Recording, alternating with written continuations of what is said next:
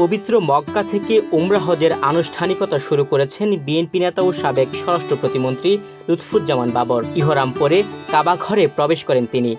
এ সময় বাবরের সঙ্গে ছিলেন স্ত্রী, সন্তান ও তার ব্যক্তিগত কর্মকর্তা মোহাম্মদ হায়দার। এর আগে সৌদি আরবে পৌঁছে সরাসরি মদিনায় মহানবী হজরত মুহাম্মদ সাল্লাল্লাহু আলাইহি সাল্লামের রওজা মুবারক জিয়ারত করতে যান বাবর। সেখানে বিপুল সংখ্যক প্রবাসী বাংলাদেশি তার সঙ্গে সাক্ষাৎ করেন। মদিনা থেকে মক্কায় গিয়ে আনুষ্ঠানিকভাবে উমরা শুরু করেছেন দীর্ঘ 17 বছর কারাগারে কাটানো সাবেক স্বরাষ্ট্র প্রতিমন্ত্রী বাবর।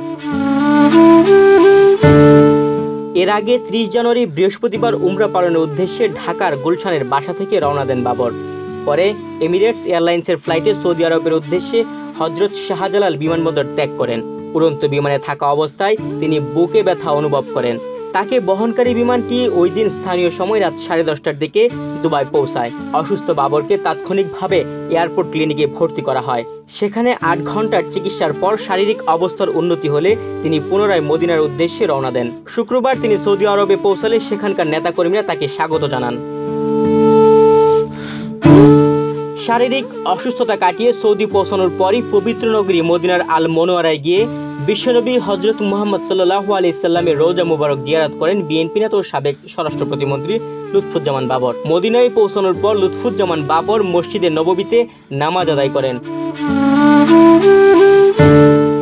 তুহিন ভুইয়া, বাংলাদেশ প্রতিদিন।